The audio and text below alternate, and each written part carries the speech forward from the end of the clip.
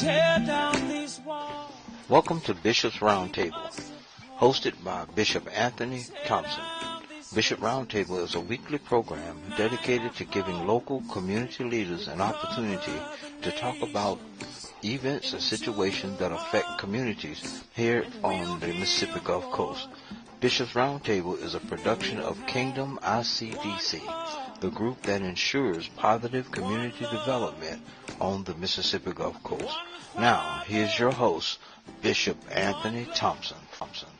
Good morning. You're tuned in to the Bishop's Roundtable. I have with me a guest, exciting guest. She has a lot of good things going on. Her name is Fallon Atlas McLean. And I'm going to have her to introduce herself and tell us some of the things that you're doing and how did you get back to the Mississippi Gulf Coast and what's your connections? Okay, so currently, right now, I'm working on a book. It is called Think Tea, Drink from Wisdom. I'm really excited about that.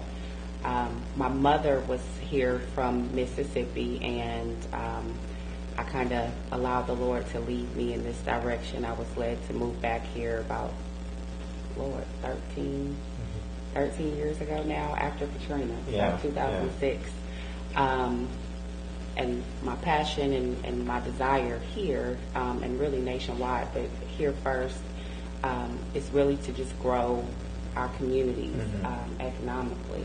Yeah. And so I've been blessed to meet a lot of people, family, and making these connections happen, making that process move forward, and being able to talk about it, getting in a space where we can talk about what's necessary to progress us. Yeah, and you have some good connection as far as mentors. I know, I noticed on your Facebook page you have Dr. Miles Monroe. Tell me, what do you like about Dr. Miles Monroe? How has he inspired what you do? Absolutely. Dr. Miles Monroe literally changed the way I thought. He changed. He has that impact on people. Yes, he changed completely, not just from a religious standpoint, but he changed the way I thought about just life as a whole. I went to a conference at Zoe Christian Center in California, and Dr. Miles Monroe and G. Craig Lewis were the speakers. G. Craig Lewis, I left there and threw all my CDs away. I think it was Christ the Antichrist or something like that. I was like, oh, Lord. And then the next day, Dr. Miles Monroe spoke, and the message was rediscovering the kingdom.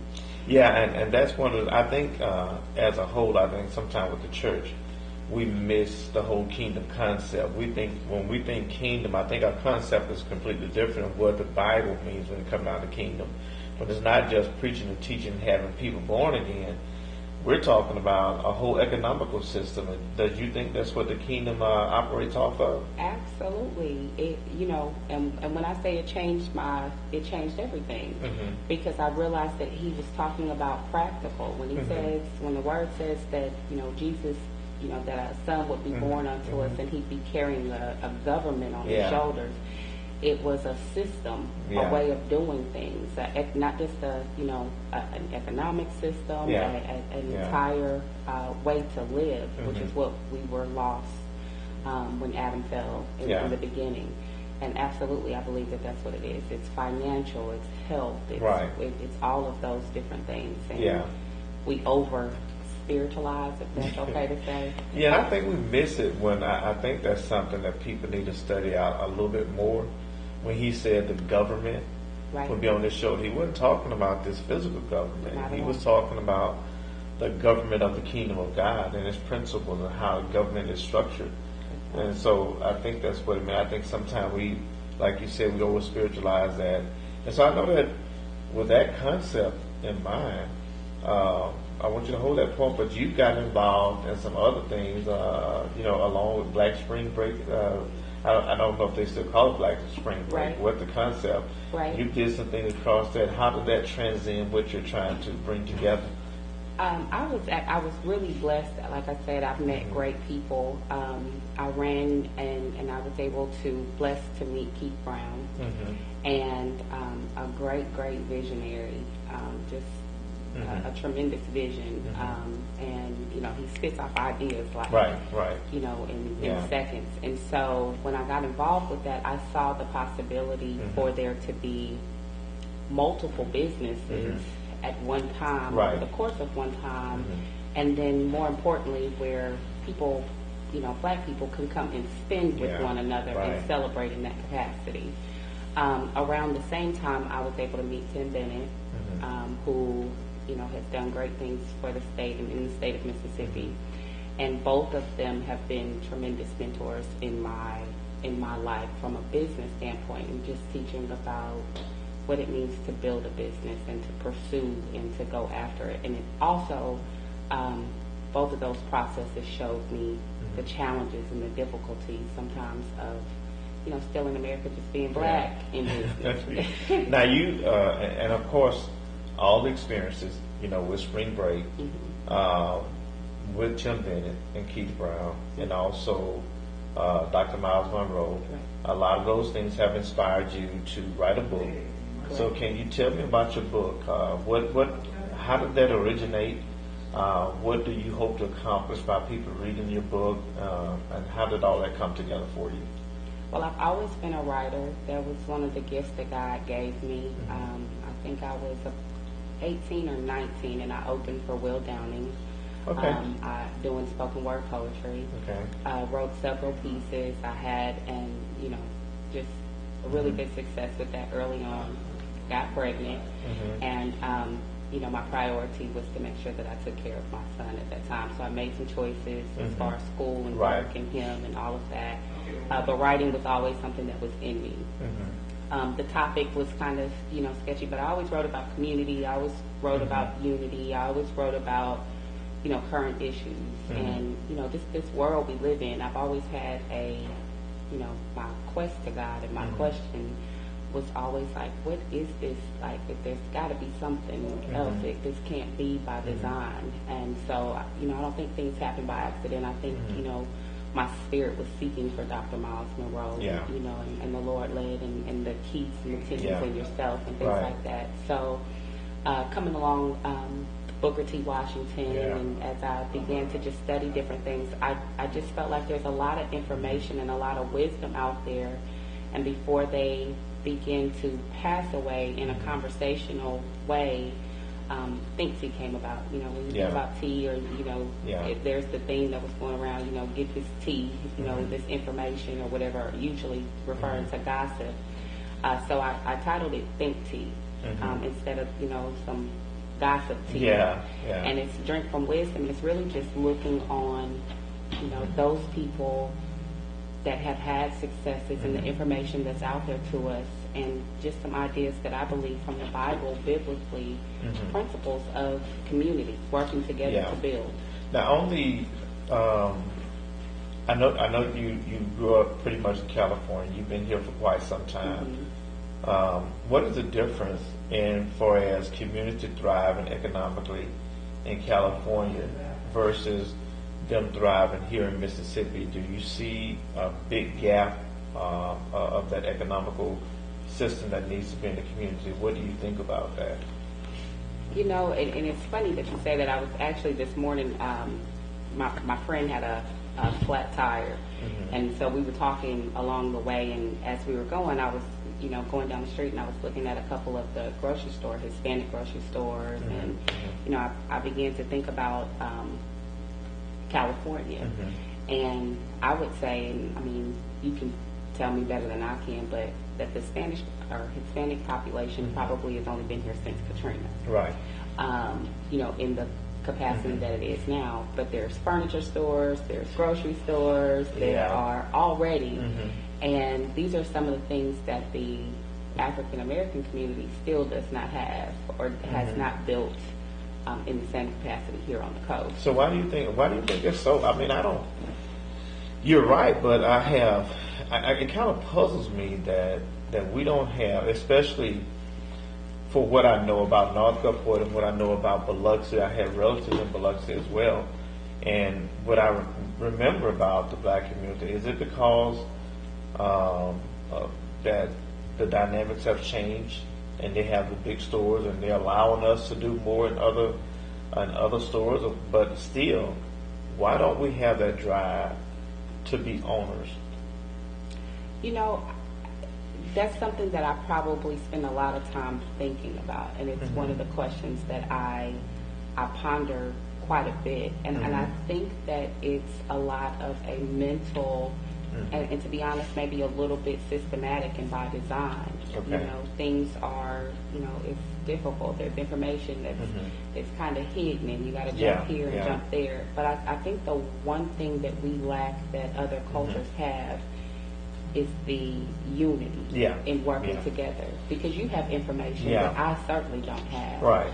And, you know, your connections have information that I don't have or someone else may not have. Yeah. But when we come together, and then my strengths, and then, you know, you're playing in your strengths and in your roles and connecting the dots, as these other cultures have shown us, which I think it's amazing. I'm fascinated by it and how quickly it happens. Right. It's the ability to work together. Yeah.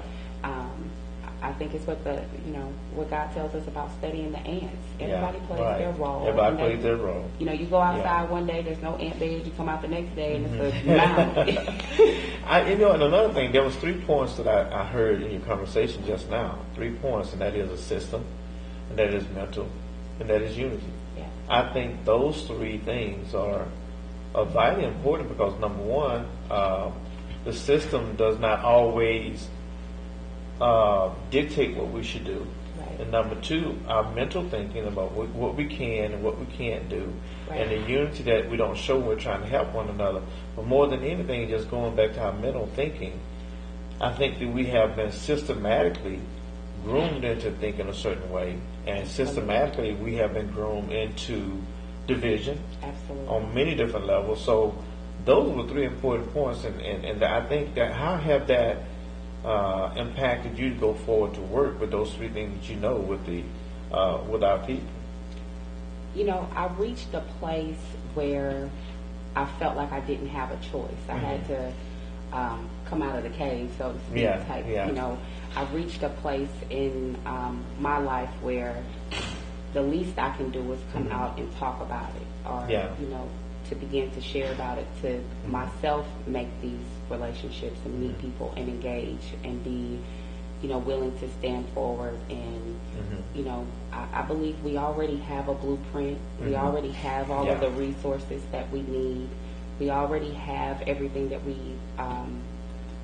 need, and that the Spirit is pouring. So some of those that brokenness, that all of those things are beginning to be addressed and dealt with. And now we have to do kind of the hard part. And what we're doing is we're building a race. Yeah. Like Booker T. Washington said. We really are looking, even though we're so many years post-slavery, we really, you know, just in time. Yeah. But in actually building the fundamentals and defining our culture as African Americans, Black people in America, and what that looks like, and what our fundamentals are, and how we take care of each other, I think we're kind of just beginning that process. I've heard some people say that, and I heard them recently, that we really haven't grown too much past the Jim Crow era, or you know, the segregation. I mean, I've heard it, and sometimes you may think about some situations, but do you think that's true, that we've not grown, or do you think we're regressing? I don't think that we are necessarily regressing. I think that just like with slavery, it was kind of like you all are free. Now go. Yeah. I mean, what does that mean when you can't read, you can't write? This is all you've known to be able to do. This has been your livelihood. These are the, so I think, you know, with us, there's been God-given grace and gifts that are given to us. It's amazing that we've gotten to where we are in such a short period of time. So I would never neglect or, you know, deny, like we've made leaps and bounds. But I think in comparison to, you know, we've not had the opportunity to really define what, you know, what are things going to look like, and rightfully so. When you have a Black Wall Street and you build in that capacity, and we were doing that type of stuff, and then what happened with that, you know, it's not something that you want to say, let me hurry up and do it again. And plus, you know, and that kind of like put fear into people as well. Yeah. It's kind of like, I have I love those teachable moments that God gives me, and those teachable moments that God have. And one of the teachable moments that I had, it happened this week, because I had, every now and then when I had a repairman or something come to the house, I had to chain my dogs up, so they can get to certain things at the house. Right. And so after I chained both of them, I have a male and I have a female. And after I chained both of them up, I went to the male, I took him off the chain. He immediately started to run around and do different things. And then I went to the female, and I took the chain off of her. But I don't know if she was not paying attention or not, or I didn't do it a certain way that I normally do it.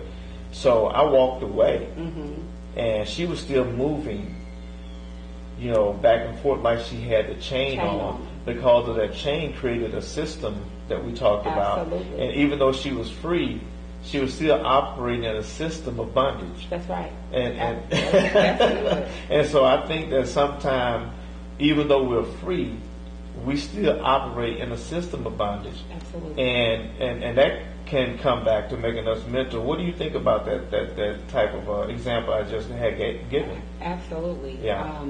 There's definitely a difference between deliverance and freedom.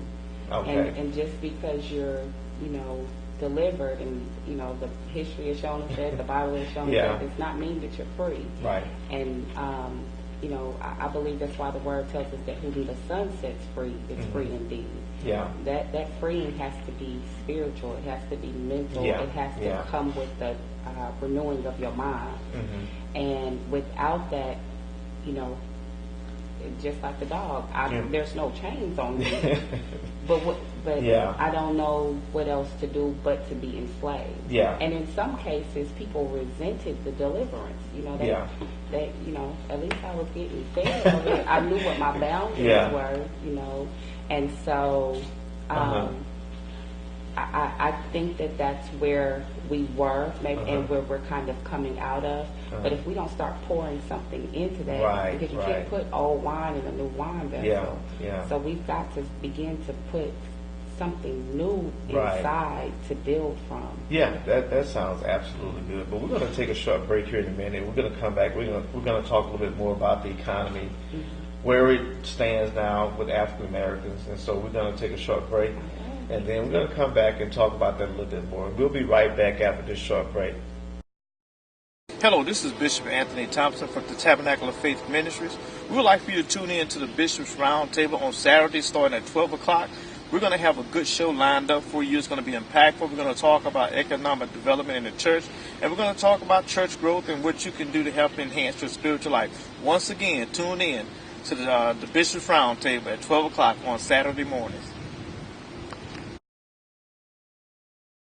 For those of you that are going through circumstances, issues, situations, got a message for you.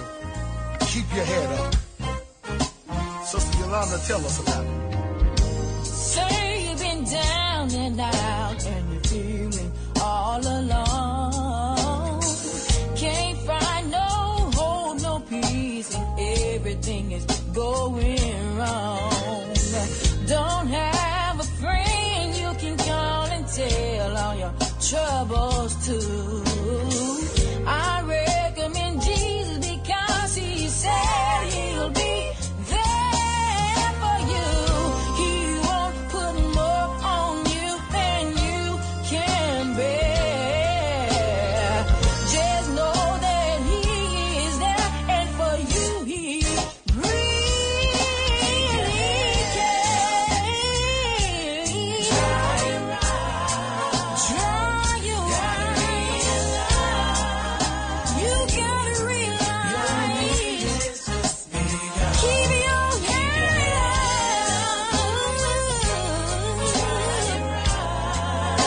Dry your eyes. I need you to realize,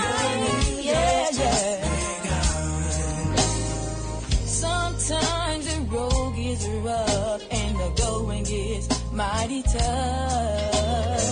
That's when the devil creeps in, filling your heart with doubt. Seems like there's no way out. Don't have a friend you can call and tell all your troubles to. I recommend Jesus because he said he'll be there for you. He won't put more on you than you can bear. Just know that he is there, and for you he really cares. Go on, enjoy your lives. Realize. Keep your head up. Dry your eyes. Realize your new day, your new day, your new day is begun. Beloved, if you're going to keep your head up, think about the story of Job. Thank you. He lost his wife, his cattle, his children, his wealth, everything he had was gone. But child of God, if you trust in him and never doubt, the Lord will surely bring you out. Why? It's a new day. It's a new beginning. So keep your head up. It's going to work together for your good. Start over. Start all over. Start better. Need to start better. You can become stronger. I'll start all over. You're going to make it, child of God. Dry the tears from your eyes. Hold your head up. It's going to be all right.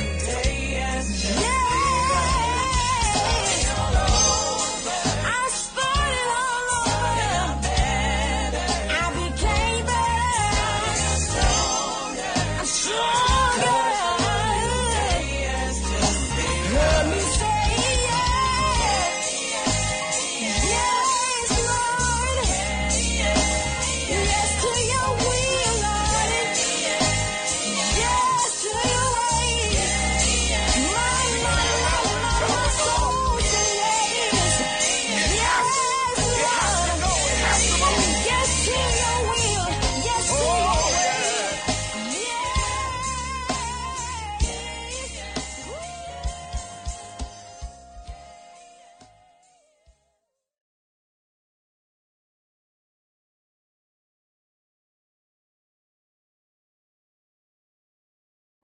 For they didn't ask to come in. You know? They didn't get no. They just came to work. They somewhere they made a plan. They got Yeah, tired yeah, of mhm. whatever it was they were Yeah. going through, and they came over here and they didn't ask for. They didn't care who looked at them or what anybody thought or whatever Right. the case may be, and they worked together. And in the Asian community, their family game is so strong. It don't make Yeah. you know. And Yeah. this is whether they're related or not. They bring Yeah. each other in, and they have a economic system to support one another, and it's somehow it's embedded in them. Yeah. It's second nature. Right. They know to do that, Yeah. and it should be fundamental, because how else can you keep yourself alive if you don't keep paving this road? Right, and then they also, even with the Asian, I know for a fact that they get a lot of their material, like the hair and everything, they get it back from their homeland. Their They homeland. support their homeland, so they haven't severed that connection. Does it seem like that we've severed that connection from our homeland, which is our foundation? That may be why we're struggling, because once you sever yourself, from basic principle. What do you think about that? I would, and I mean, and I'm fairly young. I try to have as much study as I possibly can, so you may be able to educate me in that capacity. But I wouldn't say that we did the severing. Yeah. We were torn apart from, and even, the blacks that were already here in America. Yeah. Everything that you knew about anything was taken away from you. Right. And then for so long, so I don't know that that's what this, Yeah. you've been taught what somebody has told you about who you are. As Yeah, a place to absolutely. And Yeah, that's so- a true fact. Yeah, and more information comes forward, and then the images that are put up about Africa, it don't look like nothing. You want to go back and I remember the TVs and the flies and the bellies and the lions and the lions and the bears. Don't look like like they was wrong for that, but I'm not quite sure that I want to. Yeah. And that was, I've not been to Africa, so I can't say, what I had was the images that were placed before, and so we're struggling to put together this identity. And I can remember growing up, I didn't see, that's why I love this community. Early on, the stores, they had different, and they were black. This is where I was able to see me, and be able to relate to it. And then over the years that, kind of disintegrated, but in California it wasn't like that. And my expectation as a little girl was that, he owns a store, but he does not, you know what I'm saying? Right. You grow up fundamentally. So I don't think we severed our relationship. Maybe we haven't put the work or the effort into discovering what that is and working together to bridge that gap. But that, these are the cards that we were dealt, and now we need to everybody look at their hand and see how we can win in this game. And it's not even necessarily about winning at this point against somebody else. It's about building for ourselves. Yeah, you said something that was key. Images. And I think, especially when you look at Scripture, and it says casting down images and everything that exalts itself against the knowledge of God. I think imaging and things that we've been shown has systematically programmed us to think a certain way. And I was having a conversation with somebody, and they were saying something like, well, if we see it on TV, we think it's true because by design. They show us certain things. And people don't understand how powerful imagery is. It was so powerful that God told us to cast those things down. Cast them down. And so can you weigh in on that a little bit of images that may have impacted your life? When you had an image when you was in California, now you come here, you see a different image. How do you bring that together and do something that Fallon has in mind for what she's experienced? Yeah, images are, those are our reality. Yeah. And so when you're a child, if you grow up in any, psychologist or whatever, and this is what you see, that becomes your reality. And so, I don't even watch television. I'm really sorry. Like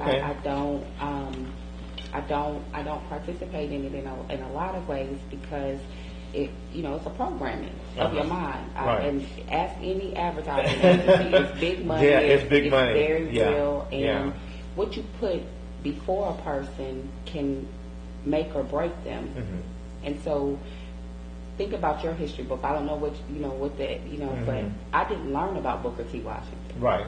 I didn't learn it. I had Rosa Parks and Martin Luther King, and that was about this struggle or that. So the things that you learn and the things that are placed before you, it has to mean something. And if you want to sell somebody alcohol, you're going to put somebody attractive or perceivably attractive, and they define what it's been defined what attractive is. Even though you don't see people that look like that nowhere near you, but you see it on television and it's real, or in the magazine. So it's about what you give value to. So we value celebrities. We value, certain cars. We value certain things mentally. So you've never had any of those things. You don't know if they drive right, don't drive right, or if it's good or not, or whatever. But somebody, that image has it's told the image that they put out there. And I think a lot of time that image is systematically put into place. Take for instance, and I've seen some people, as a matter of fact, I got a chance to experience that about a couple of weeks ago, about the white baby doll and the black baby doll.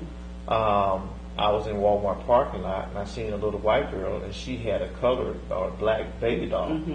And I said, that's different. Because, and then, you look at the Cowboys, and when the cowboy was bad, he had on a black outfit. And the one that was good had on a white outfit. And I think that sometimes we want to say, oh, that's a little far-fetched. It's not, they don't think that far. But sometimes you don't know the lengths that people will go to program somebody. I heard somebody say something about one of their children years ago, and they said, well, I thought I had programmed him by feeding him information, by Right. telling him things. And so you think that our program we have to be deprogrammed before we can really go to another level, or what? I would say so. We've got to, and I think a lot of that is happening. You've got the natural hair. You've got people falling in love with, this is what I look like, and it's not only is it okay, but it's better than okay. And you can save a little money too. It certainly will. And so I think that we're beginning to put our images in front of ourselves and say that this is good. And when you think about other cultures, and from Mexicans to Asian or however you want to put it, they don't come here and try to become American. No, they don't. They do not come here. They dress like they want to dress. Right. They dress like they still back at home. They don't care what is popular here, because they didn't come here to necessarily be American, whatever that means. Yeah. They came here, for the opportunities that are here. And so, they came for the opportunity, not to be an American, but they came for the opportunities that are here. That was key. Yes. Yeah. And I believe that. Yeah. So I know that I had some numbers a few years back about the state of the African American economy, which was 1.2 trillion at that time, and I think you have some newer numbers of 1.6 trillion that the African Americans spend into the economy. So with those numbers in mind, we're spending a lot of money. So what do we do to change our economy? In your mindset, what should we do to get some of those dollars into our community? Because I know that's one of your main concerns, is building black community economically. Right. So part of that is that a dollar stays in the black community for 6 hours. And when you put that in comparison to the Asian community, where it stays for 30 days, or in comparison to the white community, where it's 25 days, and the Jewish community, where it's 45, and the Spanish, where it's all these. Yeah. So the dollar doesn't even stay a full full daylight. Yeah, it's gone. You don't get 12 hours out of it. And so, but then when you look at that on the flip side, if you were, if you've got money right now and you want to ride down the street, where are you going to spend that dollar with somebody that looks like you? Yeah. Like if you needed, even just your fundamental basics, those options or those images are not put before you as far as where to spend that money. I think we are, kind of that instant gratification. It's nice to feel good. You want to feel like your accomplishments are visible or can be seen, that you've, made it, so to speak, or, and so taking the time to be able to say, I'm going to drive 10 miles that way so I can make sure that I spend here and there. And I think we're getting better at that. You've got the social media community and all of that stuff where you can spend in e-commerce and all of that.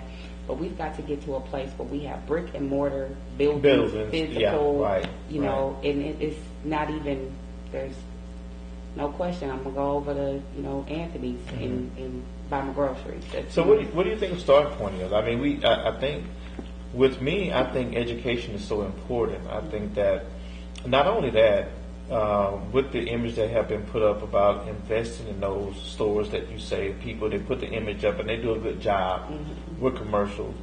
But another thing that I see is that even when it comes to the church, you'll see where they have people are not taught to invest in the church anymore. They're not taught to tithe. They're not taught to give those things. And then also they have where they will give their money to other areas and they won't give it to the church, and that's an investment piece that we're looking at as well. So therefore, I mean, they've taught about to invest in the kingdom of God, and how do you think that impacts us? And I think part of it is a lot of small local churches' responsibility too on that has pulled people away, because the church should be the number one owner in any community. Right. Of buildings, of land. Absolutely. They should things be. Like that. Yeah. And so I think that the churches stop short of executing the word. Yeah. So, that the church has to bear like responsibility in that. And I think when we're talking kingdom, it has to be community. Yeah. It has to be about that outreach. And so, and when I say outreach, I mean about that building. So Right. this area should be owned. Yeah, by the church. And then the Yeah. members there, that that store there, that land there, all of those things, we have to go beyond. We've been doing the same thing for far too long. And and with that in mind, when I heard you talking, I was saying, dog, man, she's talking the same thing in our principle that we have, that we're trying to do in the community. And so in closing, I want us to I want you to go ahead and tell us what to expect in your book. Tell us the name of it. And of course, I know for a fact that we'll be seeing some more of Miss Fallon. And I can brag about the point that we're related. Yes. So we're related. So we got Yes, that we kick. are. We got that blood. And tell us something. What to expect in your book and the name of it, and how soon you expect it to be out. Okay, so I'm 6 months it should be out about January, the first of the year. The book is titled Think Tea, Drink from Wisdom. And you're going to expect a lot of the fundamentals that come from Booker T. Washington, I can say that, and principles like that, just conversational, and who knows, like people like yourself and things like that, just talking about this. What can we do, where we were, not so much as that, but, let's have this little tea and talk about progress. Yeah, that sounds good. And once again, this is the Bishop's Roundtable. We're going to be airing Saturdays, like I said, at 12 o'clock. We're going to have some great guests on, and most definitely we're going to have Fallon back on again, and looking forward to some things that, some progress that and some of the work that you're doing here on the Gulf Coast. And we're going to be talking about the state of the African economy. We're going to be working on a conference and making some things happen that I think that you can be a part of. And I must tell you that, the first time I talked with you and you began to talk about some things that you had learned, and one of the things that I thought about is how out of tragedy, God always brings triumph. It was out of the tragedy of the loss of your mother that God brought us together and our path crossed, that we had the funeral here. And so from that, I just think about how God does things. Except the grain of wheat fall into the ground, it abides alone, but if it falls into the ground, it produces more fruit. And I can see that what's getting ready to be produced by now. And I know that you love your mother dearly, and I'm quite sure that she's proud of you and what you're doing. Well, thank you. And, you're absolutely correct. I couldn't imagine anything better coming from that. So. Yeah. Once again, thanks for tuning in to the Bishop's Roundtable. We'll see you next Saturday, and we hope that you have learned something today. Thank you. Hello, this is Bishop Anthony Thompson from the Tabernacle of Faith Ministries. We would like for you to tune in to the Bishop's Roundtable on Saturday starting at 12 o'clock. We're going to have a good show lined up for you. It's going to be impactful. We're going to talk about economic development in the church, and we're going to talk about church growth and what you can do to help enhance your spiritual life. Once again, tune in to the Bishop's Roundtable at 12 o'clock on Saturday mornings. Tear down these walls. Thanks for watching Bishop Roundtable with your host, Bishop Anthony Thompson. Bishop Roundtable is a production of Kingdom ICDC, ensuring positive development on the Mississippi Gulf Coast. Once again, thanks for watching.